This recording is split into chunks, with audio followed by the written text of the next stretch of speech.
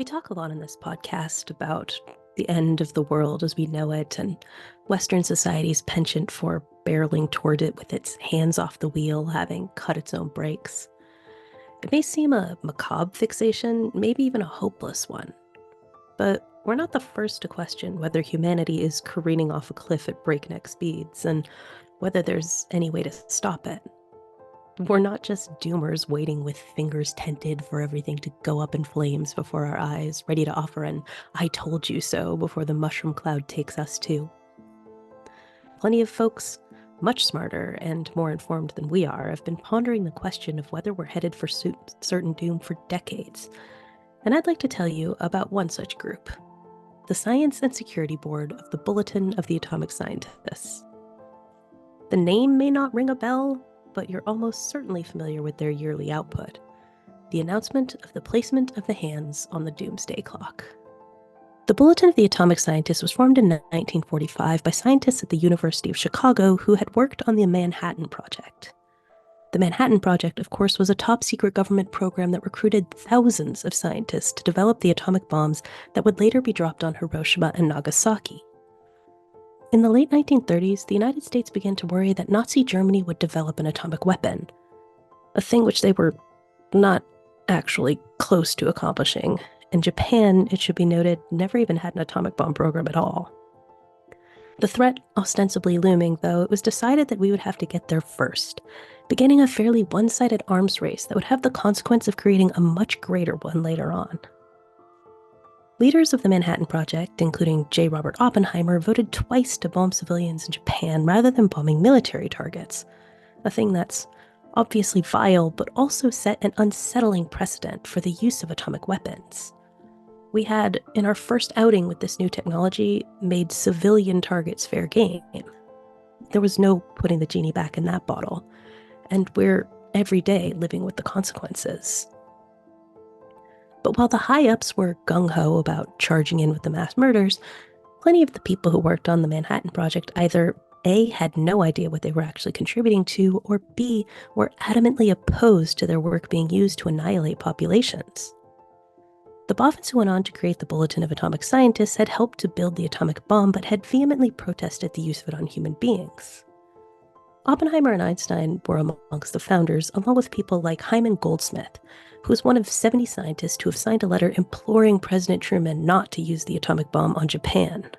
So, realizing what was at stake for the entire planet, in 1947 they came up with the concept of the Doomsday Clock, or the atomic clock as it was known until they changed the name in the early 70s. It was a symbol meant to represent how close humanity was coming to destroying itself with its own technologies. The original image was designed by landscape artist Martil Langsdorff, who was married to Manhattan Project physicist Alexander Langsdorff. The design had originally featured an entire clock face, but was stripped down to just the last 15 minutes of the hour. And while she had concerns that this might be a problem should the clock ever drop below 45 minutes, it has only once happened since the creation of the clock. In 1991, when the dissolution of the USSR and the signing of the Strategic Arms Reduction Treaty brought us a chill 17 minutes from certain death. At the time of its creation, the panel was largely concerned with nuclear weapons as the potential civilization ender. But since then, they've identified three overarching threats to civilization: nuclear proliferation, climate change, and what they call disruptive technologies. The latter includes things like AI, online disinformation, and bio and cybersecurity.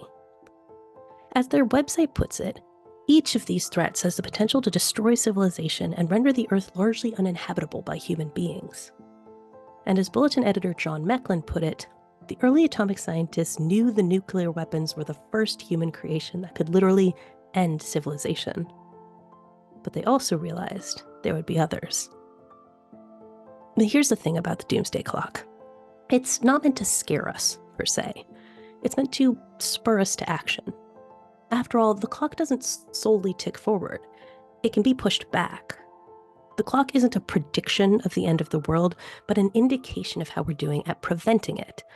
It's the canary in the coal mine. If it's dead, it's not too late for everyone to get out. But you've got to act fast. As S.J. Beard wrote for the BBC, Its goal is not to tell us how big the risk facing humanity is, but how well we're doing at responding to that risk. Unfortunately, though, we're doing really, really badly, leading the clock to, for the past 2 years, linger at just 90 seconds from the apocalypse, according to the bulletin. In fact, this is the closest to midnight the clock has ever come.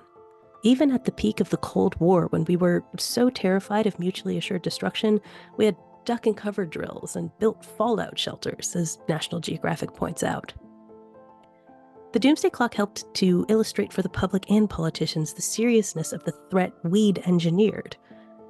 Mecklin explained, the editors were afraid that the nuclear weapons they'd helped create were not fully understood by either politicians or the public. They wanted people to understand that these weapons could literally end civilization, and even, perhaps, the human species. And the message was received. For decades, popular culture was dominated by our nuclear anxiety, with movies like Threats and Red Dawn giving Gen Xers nightmares that have lasted decades. In this day and age, though, we tend to shy away from such panicky depictions of our certain doom. Maybe that's a good thing? To critics, the Doomsday Clock is nothing but a useless scare tactic. If everything's a crisis, then nothing is, as the old refrain goes. And indeed, we've seen this with the discourse surrounding climate change over the years. We can now see in the extreme weather events, melting ice caps, bleached out coral reefs, and so on, that climate crisis is here and real. Many have argued over the past 50 years or so that scientists have been raising the alarm, that they kept promising doom, and it never seemed to arrive. So, every day that nukes aren't actively falling from the sky and hackers don't take down all of our institutions and California hasn't physically detached from the continental United States and drifted off into the sea, for many Americans, there's no reason to get their panties tied in a knot. But to members of the Bulletin, that's exactly the problem. The creep toward midnight is meant to show us that our preventative measures aren't where we need them to be, and that our panties should be a knotty mess until we start taking threats seriously and working to turn the clock back. In the 2024 Bulletin, the scientists warned first and foremost of nuclear threat, as is their brand, after all. The war in Ukraine has no end in sight, and Putin suspended the new Strategic Arms Reduction Treaty in February of 2023. You know, the modern analog to the thing that had turned the clock back by such a large margin in 1991. At the same time, a prominent Putin advisor suggested launching nuclear strikes on various strategic targets in Western Europe. Meanwhile, they point out, China, Russia, and the US, the largest nuclear powers in the world, quote, threatened to trigger a three-way nuclear arms race as the world's arms control architecture collapses. Once again, the United States is now under pressure to amp up their nuclear arms production because their perceived enemies are doing so. Further, Iran, North Korea, Pakistan, and India are expanding their nuclear capabilities, and Israel is at the center of what could be a wider war in the Middle East. But that's not all we've got going on. On the climate change front, 2023 was the hottest year on record. Emissions continued to rise. We saw record sea surface temperatures, Antarctic sea ice disappeared at alarming rates.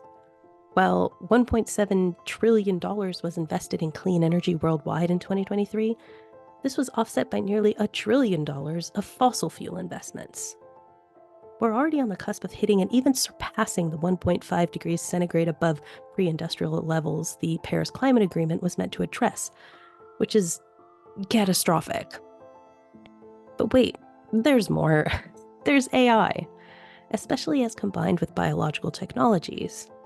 They write, quote, the concern is that large language models enable individuals who otherwise lack sufficient know-how to identify, acquire, and deploy biological agents that would harm large numbers of humans, animals, plants, and other elements of the environment. That's not the only issue with AI, though. Its potential for disinformation is vast, which poses a major threat when it comes to dealing with things like nuclear risks, pandemics, and climate change. The use of AI in the military also raises huge red flags, especially when it comes to weapons that can, quote, identify and destroy targets without human intervention. This only gets more terrifying when one considers the implications of AI controlling the nukes. Despite all of these terrifying realities, though, the bulletin explains that their driving belief is that because humans created these problems, we can control them. And indeed, we've seen that in the past. We've seen the clock creep up with events like the Cuban Missile Crisis in 1962 and the Vietnam War. But we've seen it move back with things like the Nuclear Non-Proliferation Treaty in 1969. Where we'd been 7 minutes to midnight, 68, that bit of movement gave us an extra 3 minutes of breathing room, placing the hands at 10 minutes from disaster. In 1980, the bulletin called the US and Soviet Union nucleaholics and criticized, quote, crises of resources, the spreading trend toward irrationality in the national and international conduct of many states and peoples, and the inability of international institutions to contain political crises. The clock moved from 9 to 7 minutes to midnight. In 1984, communication broke down between the Soviets and the US, and the bulletin warned of the provocation of a new arms race by seeking a space-based anti-ballistic missile system. 3 minutes to midnight. But in 1988, a new nuclear treaty was signed and the hands moved back. 6 minutes. 1990s saw the fall of the Berlin Wall and various revolutions, quote, end the post-World War II ideological division of Europe, significantly diminishing the risk of nuclear war. 10 minutes. And of course, in 1991, the Strategic Arms Reduction Treaty brought us to 17 minutes from midnight. This is possible again, the bulletin argues.